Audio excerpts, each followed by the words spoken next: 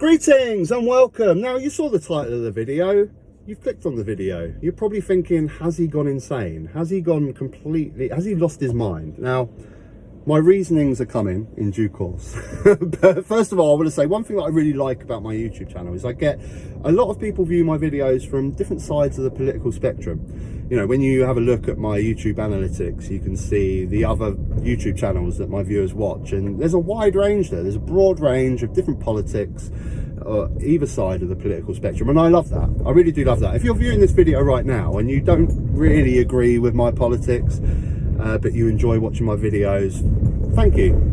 I appreciate you. Welcome. You're welcome. Everyone is welcome in the van. As long as you're respectful in the comment section, everyone is welcome. And I love the fact that people with different political views watch my videos, because it's healthy. It's really healthy to listen to other people's opinions, to listen to people that you disagree with. I think half the problem that we have in this country sometimes is everyone's just in their political echo chamber and they're just absorbing the same politics every single day and will shut out anyone that they disagree with. It's not healthy. It's not good.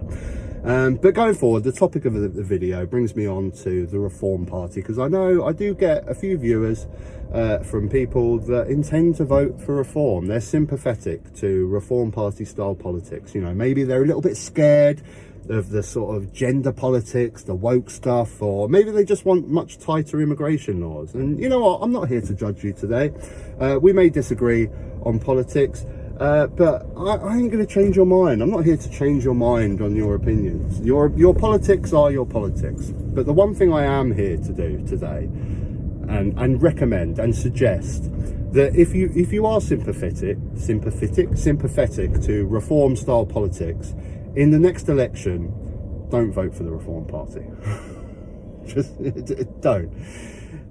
Come on, let's get real here, guys. Let's get real. What are they realistically going to achieve? Maybe one MP. Maybe if they put all their emphasis into one constituency, they might get one MP. I mean, the proof's in the pudding, isn't it? Over the last 20, 30 years, or whatever reincarnation this party has been in, the Brexit Party, UKIP, they've struggled to get more than one MP. And even when they did get an MP before, it was a defection.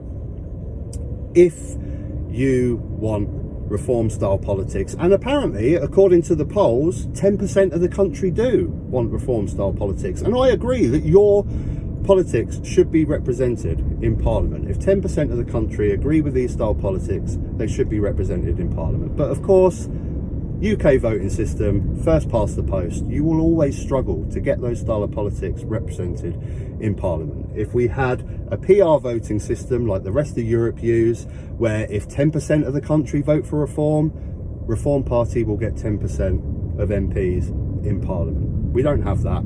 We have first past the post. We have this stupid system where we have little mini elections scattered all around the country, and you just have to hope that enough people in your constituency are sympathetic to Reform style politics. So what I'm saying is, don't vote Reform in the next election. If I was a Reform voter, I would be voting for the Liberal Democrats. Not because I share their politics, you probably don't on most issues, but the number one key issue that the Lib Dem stand for, you do agree with, and the most of the country do agree with, and it's the key to finally getting your politics represented in Parliament, and that is a change to the political voting system. The Lib Dem's survival as a political party is linked in with getting a change to the political voting system.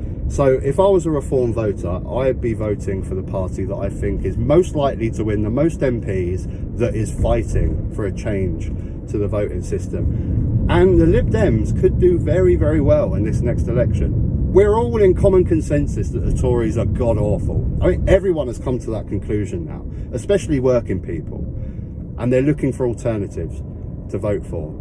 And a lot of people can't bring themselves to vote Labour, but they will vote for the Lib Dems. And I think they will do very, very well in this next election. And they could have a position where they're in coalition with Labour. And if you get a Lib Dem Labour coalition, the one single policy that the Lib Dems will be pushing for is a change to the voting system, where finally everyone in this country can vote for the politics that they agree with. What's your thoughts, guys? Am I going bonkers? I'm just putting myself in the mind. If I was a Reform voter, I would be voting for the party that is most likely to get a change to the voting system. Because voting for reform, I'm sorry, it's a waste of time. You're wasting your time. You are not going to get 10% of representation in first past the post in Parliament by voting reform. You could if you vote for the Liberal Democrats and then finally get a push for a change to the voting system, and then the next election you can vote for reform. Please, if you like the video, click a like. If you haven't subscribed, you can subscribe up top. There'll be another video, you can check that out as well. Am I talking nonsense? Am I talking any sense? Please tell me. Let me know down below. Till next time, take care.